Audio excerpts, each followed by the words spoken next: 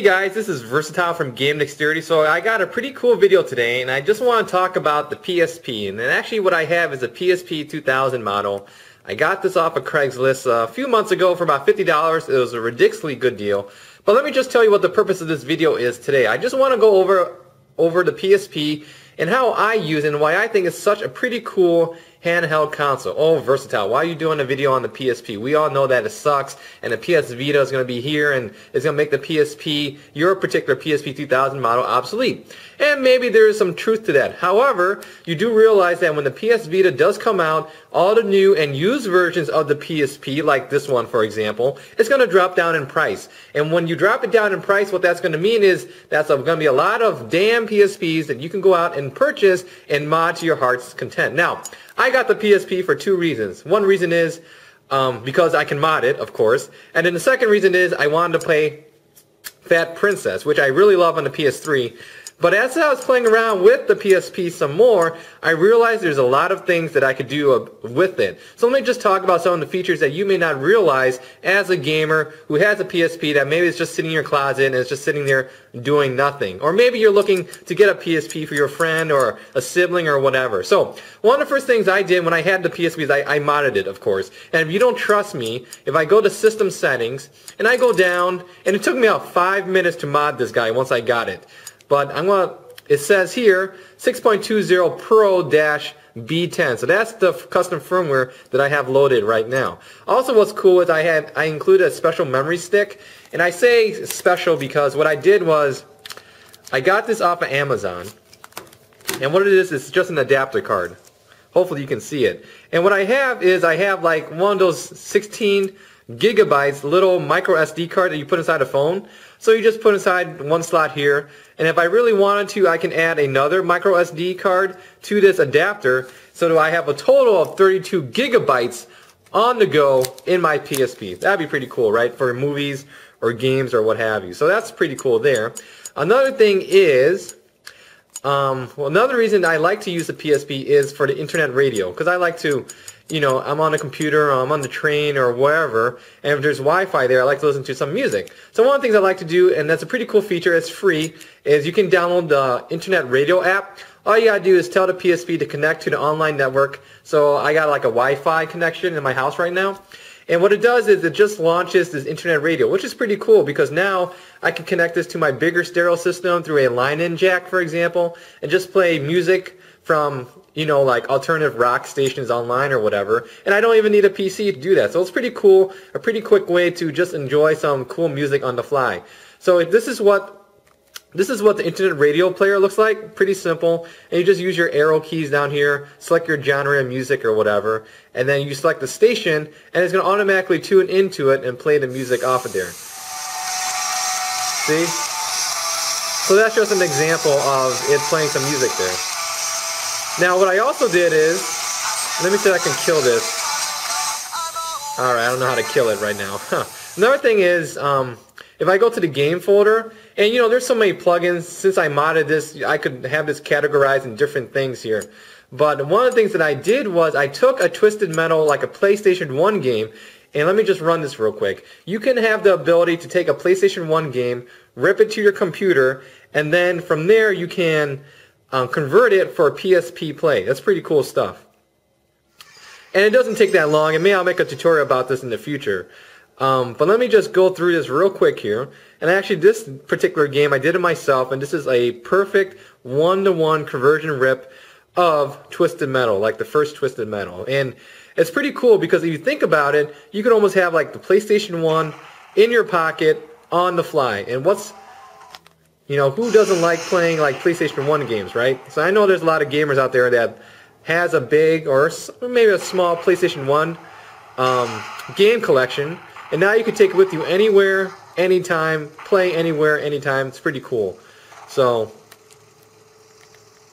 as that, you could also use the PlayStation or the PSP as a, music player, MP3 player, slideshow, stuff like that. You can also use it to play movies as well. I have not tried that feature yet. I know by default it runs MP4s, and there are apps to play AVI movies, but I have not gotten that to work just yet.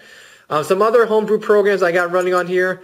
I got emulators, of course, so I do have a copy of this SNES emulator, and there's so many different types out there, so if I were to find one right now, like this one, for example, SNES Euphoria, and there's like SNES, NES, SEGA emulators.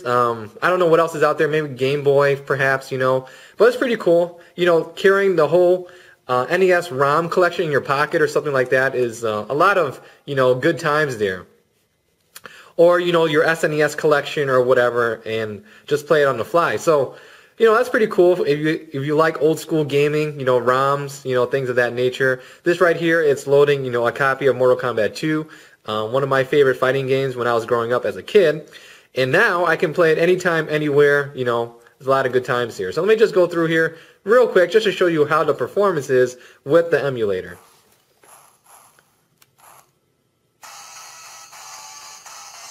And you know, if you go to the more info section, I'll have links to more of these different emulators here. Now I saw that was a black screen there at the character selection screen, so it might be just the issue with the emulator. But once you go back to the main screen, I think everything is fine, so it's not that big of a deal. And you know, if you press, this emulator is a little bit different. You press the top two buttons here, you can go into the game settings and, you know, overclock it or set up the speeds and things of that nature. So let me go back to the home main menu here. And like I said, when I first got the PSP, one of the main reasons why I got it was, of course, I can mod it, so I can get homebrew programs. But the other thing I wanted to do is just play Fat Princess, because that's one of my favorite PSN games on the PlayStation 3. So let me just go through that real quick here. If I go on the back, you see this is a plastic case. I got this case for like $1 off of Amazon, so not that big of a deal. Lots of good times there. So if I go down and if I go to my Fat Princess game, I just want to show you guys, you know, how fun this game is. Now granted, some of you guys already know, maybe you guys don't even know what Fat Princess is. Basically, the objective of the game is you're like a warrior or a scout or whatever. You have a particular class, and you gotta feed the other prisoner's princess that is in your castle, you know, a cake. Or you feed your own princess cake. So the fatter your princess is, the harder it is for the other opponent to go and steal the princess and take it back to their own base, for example. So, you know, I have a lot of fun with this game. You know, I just play it every now and then. There's nothing more satisfying, more gratifying than playing Fat Princess on the fly there. So it's definitely a GTD.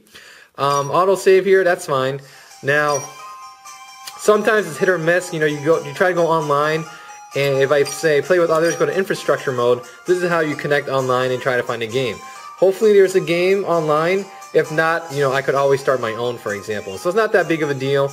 Before you can connect to the PSN network, you do have to create a PSN account online first. I suggest you use a computer to do that, and then you can tell your PSP to connect to the wireless, and then from there it'll automatically log into your PSN account. So let's see if there's a server online right now. So let's click on jump in. Maybe there's a game, maybe not. I guess it maybe depends on time of day or whatever, we'll see. But overall, you know, I like the PSP, it's pretty cool. You can also, this particular model is, you know, I can get the UMD games, you know, for example, drop it in. So I got a few of those. But why would I want to do that if I have the, you know, 16 gigabyte card, for example? So I could just rip the games into there and be done with it. And, you know, that's pretty much it. So that's why I like the PSP. Not only can you mod it, oh damn, there's no games. You know, not only can you mod it, but you can also get a bunch of homebrew programs, you know. And they got programs for like a text reader, so you can read, you know, text files on the fly. You got a music manager, you got a comic book manager. What else is there? A slideshow thing. You know, you can go online to surf the internet, although, you know, it sort of sucks a little bit because you don't have a real keyboard. But, you know, if you want to go online and check yahoo.com or something, yeah, you could do that. And then, of course, you can play modded games. You can download games and play it on your PSP and things of that nature. Alright, cool. So anyways, that is why I like the PSP. Now, you guys might have different reasons why you like your PSP, or maybe you hate the PSP and you like the DS or something. I don't know, but I just thought it'd be interesting to just do a quick overview video here. And if you go to the more info section, I will definitely have a list of PSP tutorials that I'm thinking about doing in the future. I mean, there's so much There's so many things you can do to exploit with the PSP that is just awesome, and I can't wait to get started with those type of tutorials. So if you like this type of video, please like, favorite, subscribe so that hopefully one day we can get to the front page of YouTube. Otherwise, if you've got any nitpicky questions, leave a comment here on the YouTube page and I'll get back to you as soon as possible. Once again, thank you for watching. Take care. Bye.